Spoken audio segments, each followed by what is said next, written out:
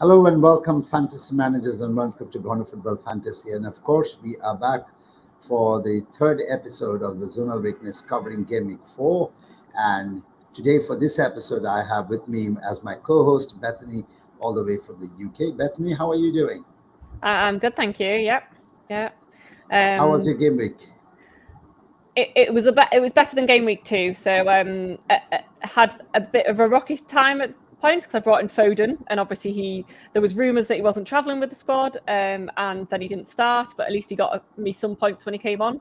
But yes, I managed to close back the gap that I'd made in week 2. So I dropped from 40k to around 400k in week 2, and then I've climbed back up to 160k. So That's all great. heading in the right direction. What about you? I think you've had a pretty good week.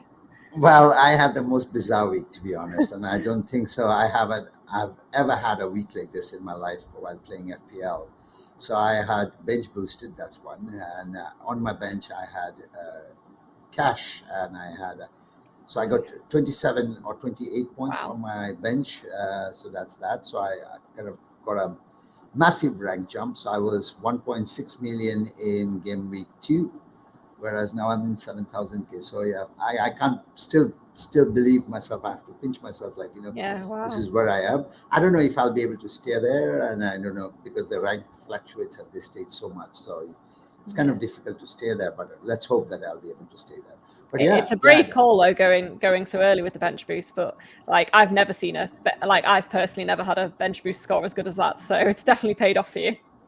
Yeah, and I was basically, the decision came very late, and it was only about the fact that when I was finding whom to bench and whom to play. I think that's when the decision is like, why am I struggling with so much when I have the bench boost and they all have good fixtures. Most of them had home fixtures, so I thought like, okay, let's just press the button and go ahead with it, and let's see what happens. Because no matter how much you plan, you don't get a good score for bench boost. At least not in my case. So I Yeah. thought, okay, whatever I get extra will be good enough for this week. So let's just move on. But yeah, glad that both of us are doing well, and so is the Zonal. To be honest, I'll talk about the review a little bit later. But let's get into the show. And of course, audience, this is the Zonal Weakness for Game Week 4. And if you haven't really followed us on Twitter or liked our Facebook page or subscribed to our YouTube channel, please do so now, because we are producing regular content at this moment and over the last couple of years. So please do give us a follow and all the support that you can give, and we would appreciate that very much. And of course, all the data, the zonal data included, but every data that you see on our page, but also on our YouTube channels, it all comes from the Fantasy Football Scout members area. And this is a perfect time for the Fantasy Football membership, because they're providing 30% discount at this moment. So if you're interested in it, I would suggest that you click on the link in the description section below on the video, and you will get a 30% discount. And yeah, is the world leading preseason guide, as well as the exclusive points and all the data that you need, that you can analyze. And probably you'll get tired analyzing, but the data won't finish. But yeah, that's Fantasy Football Scout for you. So let's move to the zonal weakness. But before I hand it over to you, Bethany, just wanted to point out to the audience that Burnley and Luton have only played 2 games. So their 2 game week data is only included here. And the other thing that I wanted to point is, if you look at the left flank in terms of the chances considered, you would see, particularly in the case of Nottingham Forest, but also for Bournemouth, but also for Manchester United, they all have the same number of chances considered, whereas the rank of the players are slightly different. Basically, that does not mean the ranks are actually different. It's just the way it was placed on the table, and we kind of put it accordingly. But yeah, you can always say Saka is also 6, but Sterling is also 6, and then Bournemouth is 6 as well in terms of rank. So yeah, that's just a caveat that just wanted to provide. But yeah, looking at this chart, Bethany, what pops out? So I think one of the first ones that pops out is Sterling, as you've just mentioned. I think if anyone's considering a midfielder transfer this week, Sterling's got to have entered your mind anyway. So it's really nice to see that the zonal weakness backs it up, with the left flank it being the third best option to go with for Sterling, and also Gusto. If anyone's gone for Gusto, my brother had him last week, and I was gutted that I didn't. So yeah, I think Chelsea options are great this week. All of the Man City options, you've got Haaland, Alvarez, Foden, Grealish, all of them have great zonal this week. So I think any of them are great shouts. I guess it just depends on how much you trust Pep and whether you're willing to take that risk that someone might start on the bench like Foden last week. Another player that I'm really, really happy to see there is Henry for Brentford, because I brought him in a couple of weeks ago, and obviously I'm hoping for potentially a clean sheet against Bournemouth anyway, but to see that he's good for potentially attacking returns as well, as we've seen already that he's got some attacking returns this season already. So yeah, I think he could be a great shout in defence too.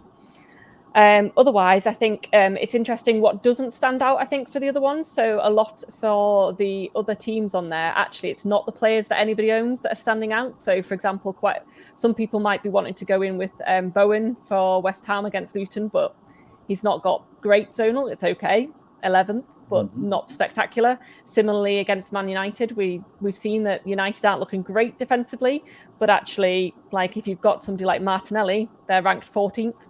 Whereas it's Nketiah or Jesus, whoever's up top, that looks like they might do well this week. Yeah. Yeah, just for Bowen, I think that's something we were kind of looking into as to why we saw all the chances coming from the left-hand side of Luton when they were playing Chelsea.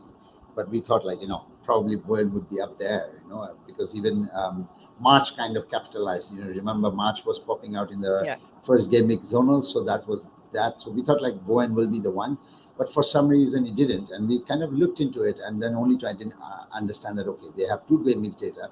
But the thing is, I think West Ham or Sheffield United, I think those 2 teams have the worst zonal when it comes to the left side. So they have conceded more because they have played more. Yeah. So that's why Bowen kind of really doesn't stand out. But that doesn't mean Bowen is not a bad shout. Or Bowen is a bad shout for this game.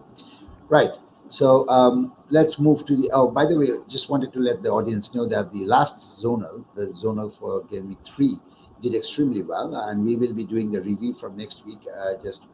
But for this week, the outcome was. For the last week, the outcome was about 75%. Correct, and 25% was wrong. So basically, out of the 12 players that we kind of suggested, only I think 3 of them were wrong, or 4 of them were wrong, and then the rest were right. So that's great. It's kind of doing well. Yeah. So okay, let's move on to the next slide. And what do you think here? Who stands out?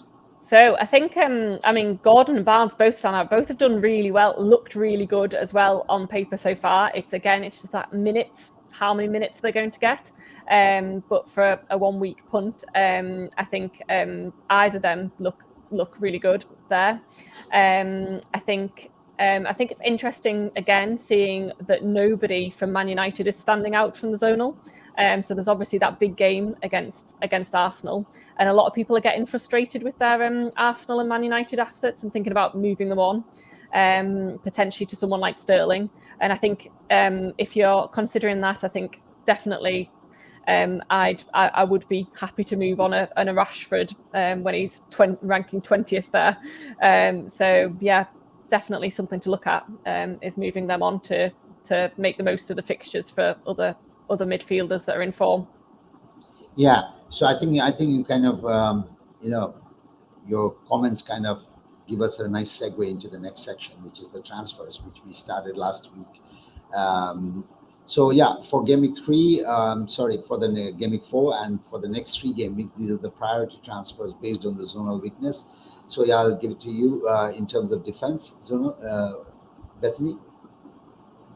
Yeah, so Udogie has looked incredible. If you've managed to watch any of his games, he definitely passes the eye test, and you can see from the heat map how far forward he's managed it, how advanced he's managing to play, which is great.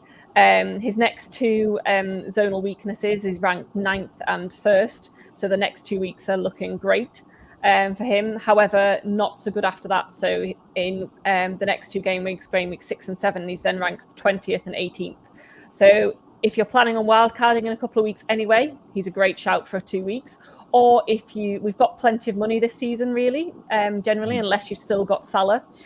Most people have got enough money in the bank to kind of have more defenders than they need and to be able to bench him for those 2 weeks anyway. But otherwise, I think he's a great suggestion. I've played my wild card this week and he's one of the people I've brought in. So, I think it's a great suggestion. Yeah, and after Gimmick 7, from Gimmick 8 onwards, again, Tottenham's fixture kind of becomes very easy. So, yeah. It's just the 2 weeks where you probably need to have somebody on the bench to cover it, and you can rotate it on. So let's move to the midfield section. And I know the talk of the town or talk on FPL Twitter is about Sterling, Madison, and Foden. Now, people may say why Foden is not here is because Foden was covered in the last zonal weakness, and we already made that transfer suggestion last week. And of course, he kind of did well to come off from the bench and play 10 minutes or 12 minutes. And then kind of did well. So we have made that suggestion, but now we are coming to the people that we haven't. So this is just to make sure that the transfers are not repetitive. Yeah. So Madison and Sterling, who do you think is the best, or even take into consideration Foden, for example? Yeah, I mean, so I currently own Foden. He was my transfer in last week, but I'm wildcarding and I really want both of these in. So these two are a definite in for me, both of them, because I'm lucky that I've got that unlimited transfers. Foden potentially might still stay. I'm not sure yet. Just he's more risky minutes wise.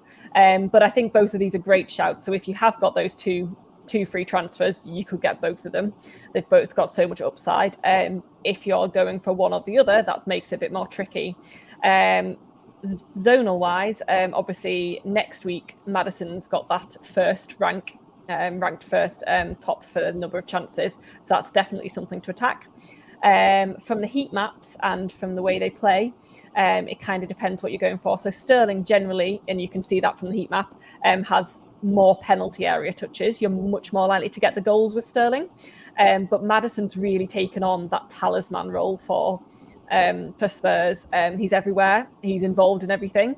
So although he may be slightly less in the penalty area, he's quite likely to get you assists for somebody else. So you've got kind of the dual threat there from both assists and goals, whereas Sterling, you'd be relying more on goals, I think.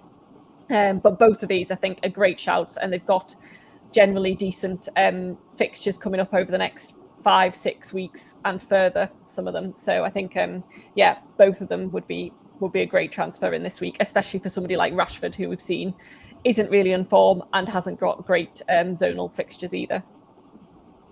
Interesting comment from Sterling, by the way, about, I was reading it on Twitter, and of course, he said that, he feels that he wants to get 100% into something and he can do it. And I think he wants to be Chelsea's highest scorer. So, that kind of ties in with the way he's playing. His movements look sharp. He looks like 17, 18 Sterling, to be honest. As an England fan, it's looking great as well, because if he's back, if he can perform for England as well, like he has previously, and get back into form, that would be great. True. That is true. Team of the week, and what really stands out from the team of the week?